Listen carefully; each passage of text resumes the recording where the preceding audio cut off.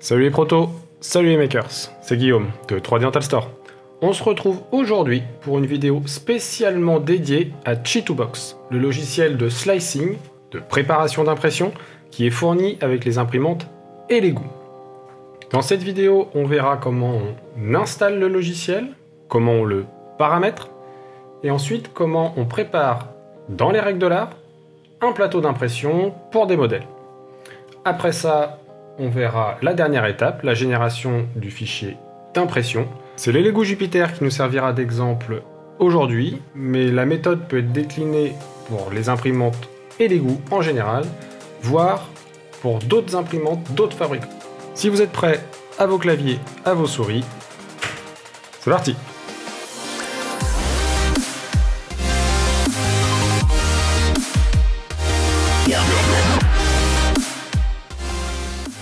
La première question que vous vous posez certainement, c'est où trouver le logiciel Chitubox. La réponse est simple, sur la clé USB fournie avec votre imprimante. Et cette version du logiciel est forcément compatible avec votre version de machine.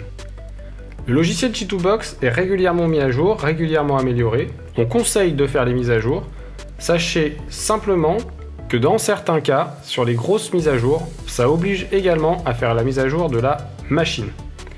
Il n'y a rien de compliqué, on appelle le support de 3D Rental Store pour savoir comment faire.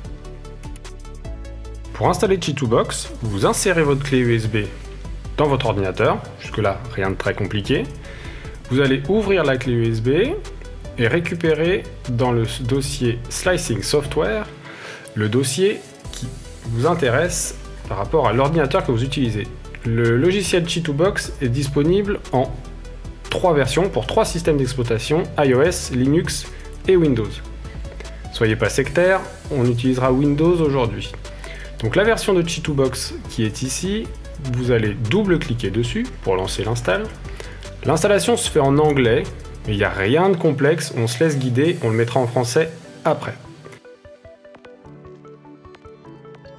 Vous cliquez sur OK, vous suivez, Next, vous acceptez le contrat d'utilisation, n'ayez pas peur, vous laissez le dossier d'install par défaut, et ça s'installe tranquillement.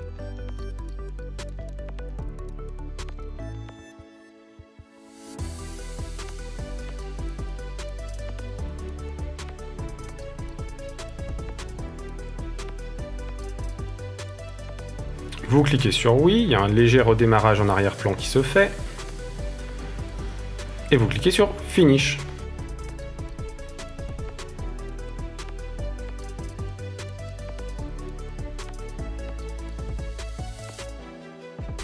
Et attention, voici Chitubox.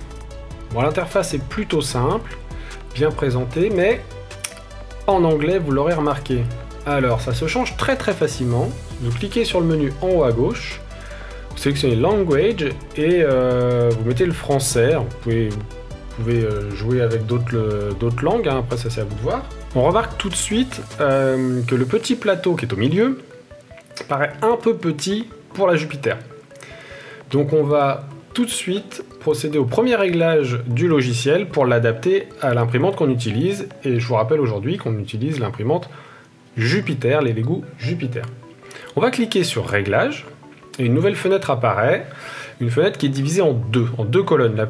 La colonne étroite à gauche, c'est celle où vous allez avoir le listing de vos différentes imprimantes. Et la partie à droite, c'est la zone qui concerne les paramètres de résine, les paramètres d'impression. On va y revenir après.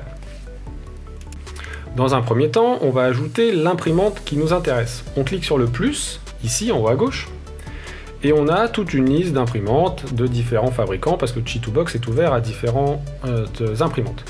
On déroule bien le menu Elegoo en cliquant sur la petite flèche noire et on va chercher l'imprimante Elegoo Jupiter évidemment. On clique sur OK pour valider. On remarque tout de suite que le plateau a pris un peu d'embonpoint qui correspond donc maintenant à la Jupiter.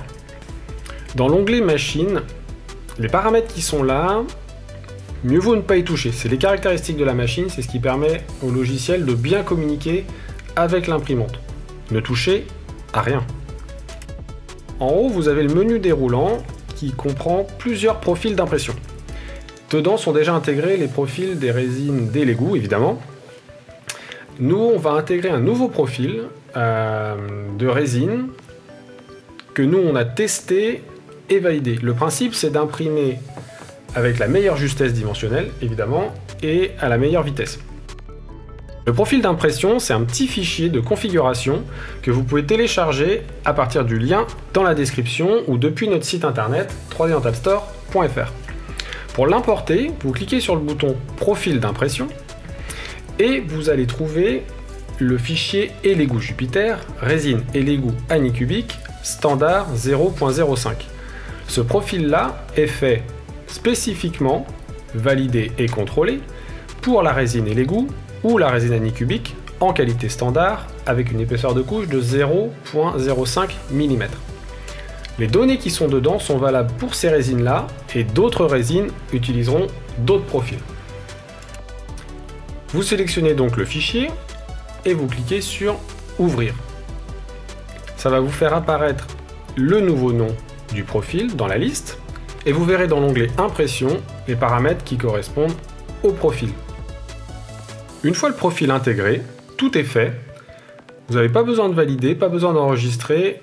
Chitubox garde en mémoire toutes les modifications qui sont faites. Vous fermez simplement. Et Chitubox est prêt pour l'étape suivante, préparer le plateau d'impression. Attention, ça va se corser. Maintenant que Chitubox est bien paramétré et prêt à faire feu, et vous aussi, on va pouvoir ouvrir vos premiers modèles et éventuellement vos die également. Pour ça, c'est relativement simple. On va cliquer sur le bouton Ouvrir. Donc vous pouvez le faire à partir de l'icône ici, ouvrir le fichier, ou à partir du menu Ouvrir. Vous sélectionnez dans le dossier les fichiers qui vous intéressent. Vous pouvez aussi ouvrir vos fichiers avec un glisser-déposer. C'est-à-dire que vous allez dans votre dossier, vous en sélectionnez plusieurs et vous les glissez dans la fenêtre 3D de Chitubox. Ça permet de gagner du temps. Quand vous ouvrez plusieurs fichiers, ils sont tous sélectionnés. La case ici, tout sélectionné est cochée et ils sont tous en surbrillance bleue. C'est pour ça que quand on les déplace, ils se déplacent tous ensemble. C'est pratique, mais pas toujours. On va donc décocher tout sélectionné pour pouvoir les déplacer un par un. On clique ici, et là on peut les sélectionner séparément les uns des autres, et déplacer séparément les uns des autres. C'est en cliquant avec le bouton gauche de la souris que vous déplacez les éléments. Pour déplacer la vue, vous cliquez avec le bouton droit de la souris. C'est une manipulation très simple, et on s'y fait vite. L'étape suivante, c'est d'incliner légèrement les modèles. C'est une astuce qu'on vous donne, ça permet de limiter les efforts sur l'élément imprimé pendant l'impression. Pour incliner les éléments, c'est très simple. Vous faites un double clic sur l'élément et vont apparaître 3 anneaux qui correspondent aux 3 axes de rotation. En règle générale, on conseillera d'incliner le modèle, de le relever côté incisive. Et on relève de 3, 4, 5 degrés, c'est suffisant. On répète l'opération pour les autres éléments. Pour les die, le principe est un peu différent, puisqu'on va chercher à les imprimer le plus à la verticale possible, pour avoir la meilleure précision possible. Le principe est le même, on fait un double clic dessus, les anneaux apparaissent, on sélectionne l'anneau qui nous intéresse, et on redresse le die le plus à la verticale possible. On cherche à avoir la meilleure précision, parce que le die, s'il est carotté, il faut qu'il frictionne, et pour respecter au mieux les paramètres de friction, qu'on peut également vous transmettre, plus c'est vertical, mieux c'est. Ça progresse bien. La prochaine étape, ça va être de positionner les supports. Et c'est là tout le secret d'une impression réussie, à plus forte raison sur la Jupiter. Alors, suivez bien. On attaque les supports. Soyons malins. Pour positionner les supports sur tous les éléments, on va pas le faire un par un, on va le faire par lot. Donc on va tous les sélectionner d'un coup. On clique sur tout sélectionner, la petite case en haut à droite, et on passe sur l'onglet en haut à droite, l'onglet support. Le dessin des supports, lui, il est fait à partir de différents paramètres.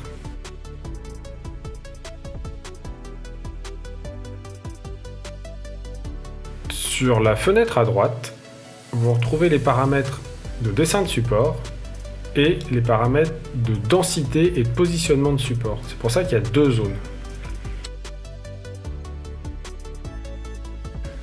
Ces paramètres de support-là, qu'on appelle le profil de support, nous, on l'a conçu, testé et validé également, et il se compose d'un fichier de configuration que vous téléchargez comme le fichier de paramètres d'impression, en lien dans la description ou en téléchargement sur notre site internet.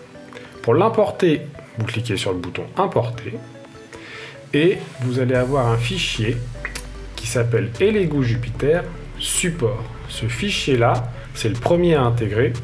C'est lui qui comporte les paramètres de dessin de support. Donc vous aurez le support fin, le support moyen, le support épais.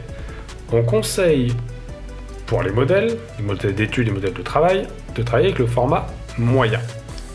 Le format épais est plutôt réservé aux très grosses pièces, aux pièces qui vont exploiter tout le volume de l'imprimante.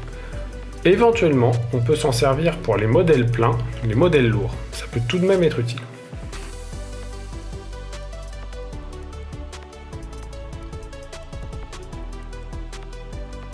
Dans la seconde section, vous allez également importer une configuration. Et là, vous importez le profil Lego Jupiter Auto Support Modèle. Et lui va régler la densité de support. Cette configuration-là reste en mémoire. Vous le faites une fois. Accrochez-vous, ça va être la partie la plus compliquée. La seule étape qui vous reste à faire, c'est de cliquer sur le bouton plus tout. En fait, c'est pas si compliqué. Le bouton plus tout génère automatiquement le positionnement des supports sous les modèles et sous les die.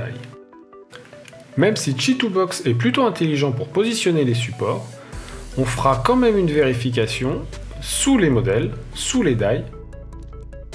Quand vous déplacez votre souris sur les différents éléments, vous avez toujours un support fantôme, un support vert, qui est posé dessus. Ce support-là est en attente d'être validé. Vous ajoutez des supports où bon vous semble. On en rajoute plus par sécurité parce qu'on peut vraiment lui faire confiance. On en dispose quelques-uns sur l'avant du modèle en cliquant sur la zone concernée. Sur le devant des modèles, il peut être nécessaire d'en rajouter quelques-uns, histoire d'avoir une base de modèles qui est bien propre. Les éléments les plus délicats à supporter, ce sont en fait les die. Parce que les die, ils sont assez hauts et assez fins, donc par nature instables. On travaillera plus facilement à affiner le positionnement des supports sur les die que sur les modèles. Sur les die, on conseillera toujours d'ajouter des supports en périphérie, sous la base du die et au premier niveau. On préférera mettre les supports sur les arêtes de manière à laisser les surfaces de référence intactes. Donc on prend son temps, on affine ça comme il faut. Au début, ça va vous prendre un peu de temps. Et avec l'habitude, vous ferez ça sans même vous en rendre compte.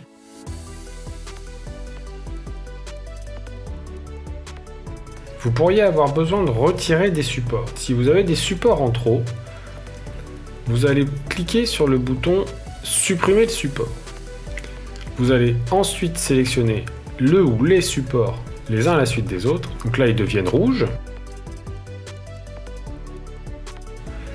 Et vous cliquez de nouveau sur le bouton Supprimer le support. Une fois que tout vous semble correct, vous repassez sur l'onglet Préparation. Encore un peu de patience, la fin est proche. Alors les supports, c'est OK. Maintenant, on va peaufiner le positionnement des éléments les uns par rapport aux autres. On commence par décocher tout sélectionné pour pouvoir agir sur chacun indépendamment. On conseillera de rassembler les die entre eux, voire de les rapprocher de l'arcade ou de l'hémi-arcade associés. Ça permet d'une part de regrouper tous les éléments d'un même cas, et surtout, ça donne aux petits éléments une plus grande surface d'accroche contre le plateau, et ça évite qu'ils se décrochent. Si besoin, on fait pivoter les éléments autour de l'axe Z, donc autour de l'axe bleu, simplement pour gagner de la place, les enchevêtrer les uns par rapport aux autres. Dans certains cas, quand les plateaux sont très remplis, il faut être malin, et il faut peaufiner un peu le positionnement pour en faire plus avec moins. On rappelle que le temps d'impression sur cette imprimante-là, il est non pas en fonction de la quantité à imprimer, mais de la hauteur à imprimer. Donc si on a un plateau très chargé, ça prendra pas plus de temps. Pour déplacer certains éléments tous ensemble, vous pouvez les sélectionner un par un en maintenant CTRL. Comme ça, vous faites un groupe de sélection et vous pouvez le déplacer. Donc la disposition, c'est OK. Les supports, c'est OK. À ce stade, j'imagine que vous n'en pouvez plus et que vous voulez qu'une chose, c'est imprimer. Un dernier conseil, c'est promis, et votre impression sera lancée. En fait, il y a deux règles pour positionner son impression sur le plateau. Les petits éléments, on évitera de les imprimer en plein milieu.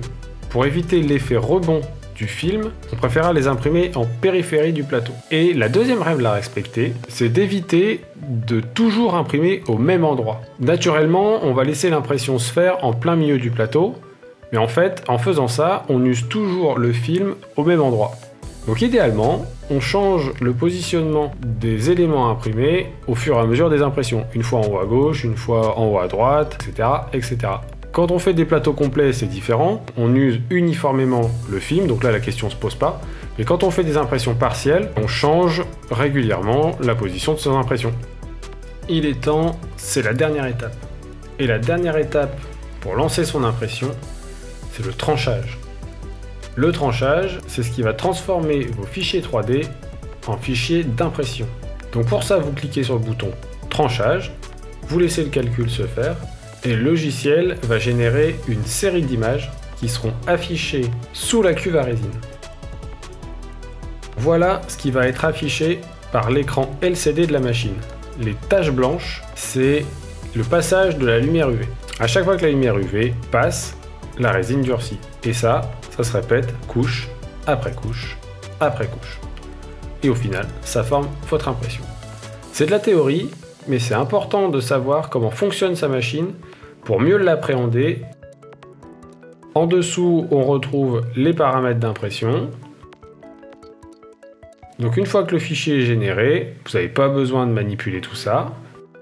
Vous faites directement enregistrer. Vous sélectionnez la clé USB fournie avec l'imprimante. Chitubox va vous proposer d'enregistrer au format CTB. C'est le format propre à la machine. Seule la machine peut le comprendre. Vous renommez le fichier si besoin. On évite simplement d'utiliser des accents et des caractères spéciaux. Et vous cliquez sur enregistrer. On laisse bien le chargement se faire jusqu'au bout. On va avoir le petit message Write Successfully qui indique que le fichier est enregistré.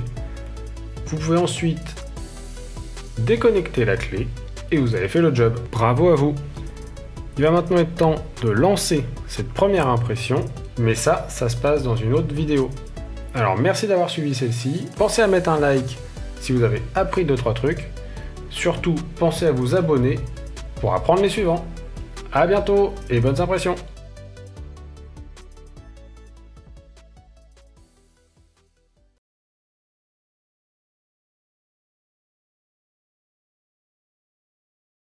Pour l'impression de modèle pour le thermoformage, de modèle ortho, le paramétrage va être légèrement différent. Donc on ouvre deux modèles qu'on glisse et on va voir les différences à la préparation du fichier. Ces modèles-là, on va principalement les imprimer debout parce qu'on en imprime beaucoup. Donc debout, ça prendra plus de temps, mais on peut en mettre jusqu'à 40 sur une Elegoo Jupiter. Faire attention, c'est au porte-à-faux. Donc il faudra mettre des supports sous l'arcade, mais les supports vont avoir tendance à se mettre sur le bord libre des dents, et ça, on aimerait bien éviter. On va donc, pour éviter ça, incliner légèrement les modèles. 15 degrés, c'est une bonne base. On génère ensuite les supports sous le format moyen habituel, mais on va remplacer les paramètres de génération automatique. Ça, on va le modifier avec une autre configuration. On va importer le fichier Elegoo Jupyter auto support ortho vertical. La différence de paramètres dans cette configuration-là, c'est une densité un peu plus faible et surtout un angle à partir duquel se déclenchent les supports plus bas. Même opération, on génère avec le plus tout, on laisse faire, et là on voit que les supports sont bien placés.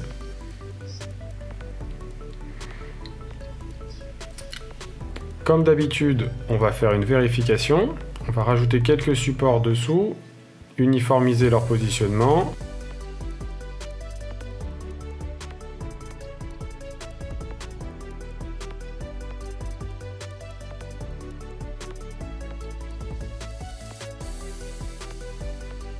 Et par précaution, on va aussi pouvoir en rajouter sous l'arcade au niveau du porte-à-faux. L'impression est prête, les supports sont corrects, on repasse sur l'onglet préparation. On peut les resserrer un petit peu pour gagner le maximum de place. Les bases de support peuvent se toucher, ça c'est pas un problème. Les supports entre eux vaut mieux éviter, mais les bases c'est pas un souci. Et si on optimise mieux en les orientant dans l'autre sens, et on les fait tourner autour de l'axe Z. Et là après on peut enchaîner les modèles, le setup et remplir un plateau complet.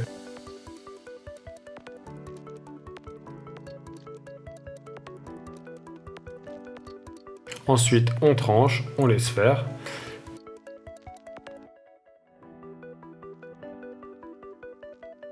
Et on enregistrera sur la clé USB.